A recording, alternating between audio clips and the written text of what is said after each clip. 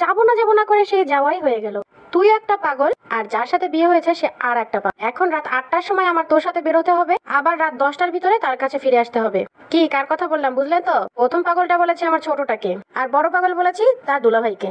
তার করা নিষেধ, ঈদের দিন কোনো বেড়াবেড়ি হবে না। এত বেড়াবেড়ি কিসের? সেই তো 8 দিন বাপের বাড়ি থেকে আসলে রোজার ভিতরে, এখন কোনো বেড়াবেড়ি হবে না। এদিকে ছোট বোন গাল ফুলে বসে আছে, সে ঈদে বের হবে না। কি জানি কি হয় বাপু ঈদের সময় তার। শুধু ঈদ না, যে কোনো অকেশনে ঠিক সেই কাজটা করে। ছোটবেলায় মামা বাড়ি যাই আর চাচা বাড়ি যাই, ঠিক এই কাজটা করতো। সারাদিন যাবো যাবো করে শেষের দিকে বলতে যাবো না। সেই নিয়ে তুমুল অশান্তি। এত করে রিকোয়েস্ট করলাম, আমি তো বের হতে পারবো না, তুই সুকন্যাকে নিয়ে ঘুরে আয়।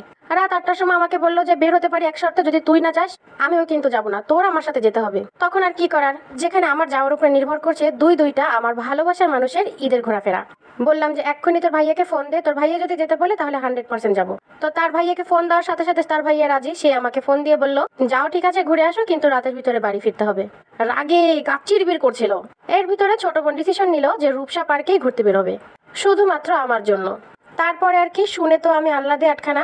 সাজুগুজু করে বসে আছি, কিন্তু এদের আসার নামেও খোঁজ নাই, আর ফোনও ধরছে না। কিছুক্ষণ পরে যখন ফোন ধরলো, বললাম যে তুই আয়, তোর ফোনটা আমি আছড়ে ভেঙে ফেলবো। দাঁতে কিটমিট দিয়ে বললাম একটা আচারের বেশি লাগবে না। তারপর আমরা ঘুরতে গেলাম শ্যানন রিভিউ ক্যাফ। এটা হয়েছে রূপসা নদীর একদম নিকটবর্তী, রূপসা বাস স্ট্যান্ড আর রূপসা ফেরিঘাট কিংবা মাছ বাজার যেটাই বলেন ঠিক তার পাশে। যে তো ভেবাচেকা খেয়ে গেলাম।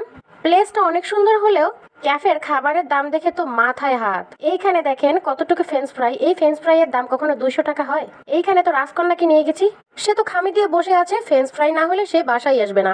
কি আর করার, 200 টাকার 1 প্লেট ফ্রেঞ্চ ফ্রাই কিনে দিলাম। আসার সময় বলছে সে ফালুদা না হলে বাসায় আসবে না। বললাম যে মা তুমি 200 টাকার ফ্রেঞ্চ ফ্রাই খেয়েছো, এখানে এখন ফালুদার দাম শুনলে বাসায় আর যাওয়া লাগবে না, কিনা তো আর দূরে থাক। কোন রকম পকজক দিয়ে নিয়ে আসলাম পাখি দেখাতে। এইখানে পাখি দেখে সে যতটাই না খুশি হচ্ছিল, আমার কিন্তু ভালো লাগছিল না। আমার আসলে খাঁচার জিনিস ভালো লাগে না, এরা থাকবে মুক্ত আকাশে। ও ভুলেই গেছি এইখানে একটা বাচ্চাদের জন্য কর্নার আছে, যেখানে কিনা ঢুকতে 50 টাকা টিকিট লাগে। কিন্তু আমরা একদম ফ্রিতে ঢুকে গেলাম, কেউ টেরই পাইনি যে আমরা টিকিট কাটিনি। পাশেই রূপসা নদী, এই পাশে খুব সুন্দর জায়গা, এইখানে বসে চাইলে আপনি চা খেতে পারবেন। এইখানে বললাম যে দাঁড়া একটু ছবিটা তুলে দেই, তা না, সে এখনই সাইকেলে উঠবে তারপরে ছবি তুলবে, না হলে সে ছবি তুলবে না। এত করে নিষেধ করলাম যে ফুল ছিড়িস না ফুল ছিড়িস না, সে কোনো কিছুতেই মানছে না। এই স্বভাবটা পেয়েছে একদম আমার ছোট বোনের মতো, যেই পার্কেই হোক না কেন ফুল ছিঁড়ে তারপরে সে বাসায় আসবে। অথচ নিজেদের গাছের ফুল কিন্তু এরা ছেড়ে না। পার্কের ফুল না ছিঁড়লে যেন কেমন ঘোড়াই এদের হজম হয় না। এনে ঠিক ছোটকে দেখালো, দেখ আমি ফুল ছেড়েছি। ছোট তাই নিয়ে ব্লগ বানিয়ে ফেললো। এই না হলে আমার মেয়ে ডিএনএ টেস্ট করতে হয় না।